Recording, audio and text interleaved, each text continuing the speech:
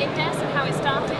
We started trading in 1995. I did my original PhD in artificial intelligence and then was at the Turing Institute, and we basically started Indez because the web was starting to become less of an academic place and more of a place where people did business and trade. Right, can you tell us a bit more about what you think about the growing rate of e-commerce at the moment? There's lots of incorrect statistics. The only statistics I would trust are those used by the UK Government Office of National Statistics, and those numbers are absolutely jaw-dropping. The most recently published data from November 2012 is that e-commerce just in the UK is £483 billion. Now, just to put that into context, because there's lots of big numbers around at the moment because of the financial difficulties in the country, 483 billion is 30% of the UK economy. The UK economy is 1.6 trillion. Now, that 483 billion pounds of turnover is growing at 13%, according to the UK government. 13% is double the growth rate of China. Just in the UK? Just in the UK. That means 30% of the UK economy is growing at double the growth rate of China. That doesn't say very much about the rest of the economy. And the rest of the economy where people say, oh, retail is failing because of the royal wedding or Easter fell on the wrong day or it's bad weather. No, the high street is changing at the moment because of e-commerce. It's e-commerce, e-commerce, e-commerce. It's the biggest thing in business today by the numbers. So what sort of advice can you give to SMEs who are looking to bring their businesses onto the e-commerce platform? Well, I mean, one of the things that the SMEs need to understand is that actually only 14% of e-commerce is retail. Most of e-commerce is wholesale. We've worked with some fantastic examples of companies that have started off from nothing. There's a company called Toolstop. 5 years ago they sold nothing online.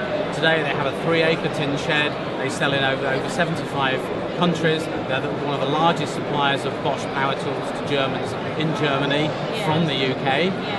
They sell pallet loads of tools, go over to countries like Australia and New Zealand.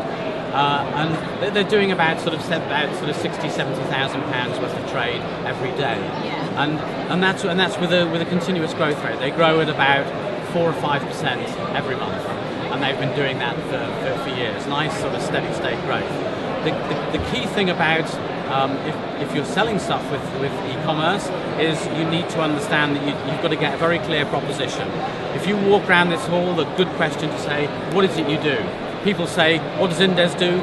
We build multi-million online businesses. You've got to have a very clear understanding of your proposition, and a website should communicate that.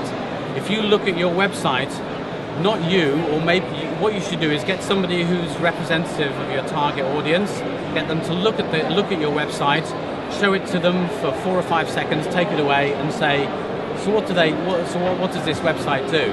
And if they cannot clearly say what it is that you do, throw the website away and start again. Scratch. Yeah. That sounds fantastic. And what about international markets? How does Indez help your clients to promote their businesses to the world?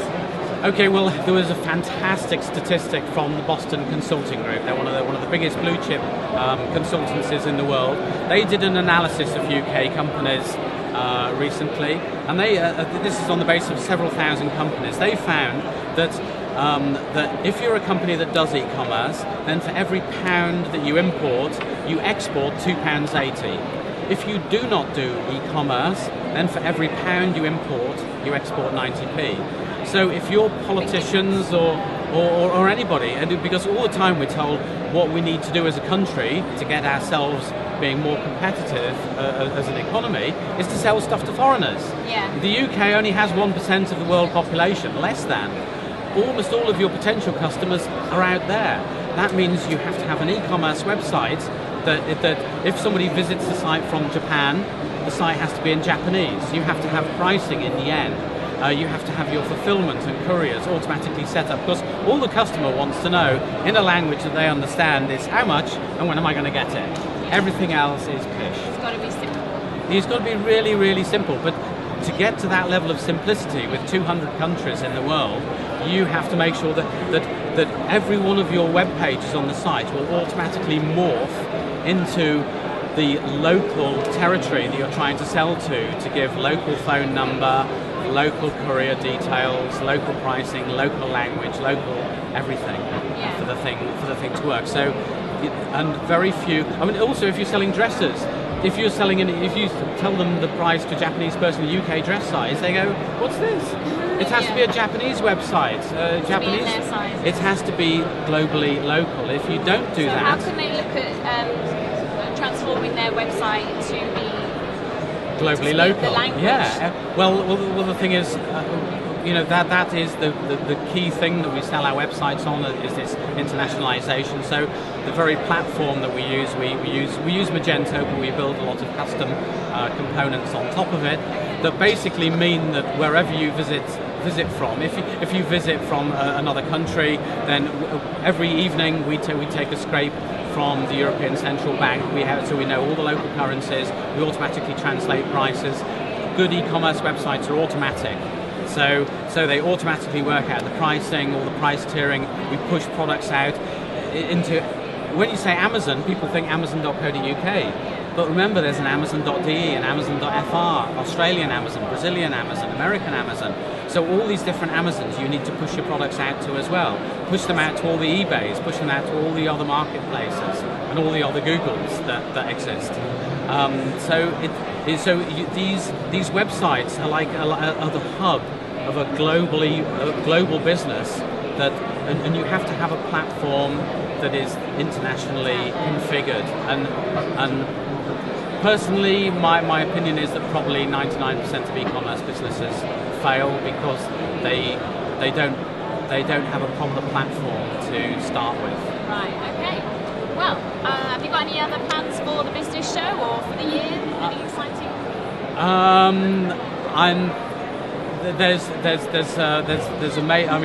We're based in Glasgow in Scotland, and I think there's going to be some major policy decisions there. The Chinese governments have made a major policy decision to really get behind e-commerce. By 2015, they reckon they're going to have a turnover of 2.8 trillion. Alibaba, who is here at the business show today, it's a website. It has a turnover of 200 billion.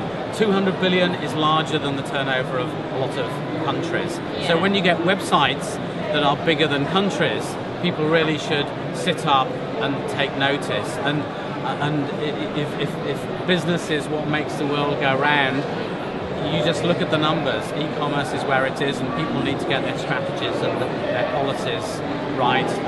And just getting people to understand what they need to do to trade online is really so much of what we do, and helping people here today at the show do that. Fantastic. Well, I think that's been very valuable, and I'm sure readers and viewers of SYB will be very grateful for that. Thank you very much, Sylvia. Good to meet you, and hope you enjoy the rest of the show. Thanks very much. Thank you.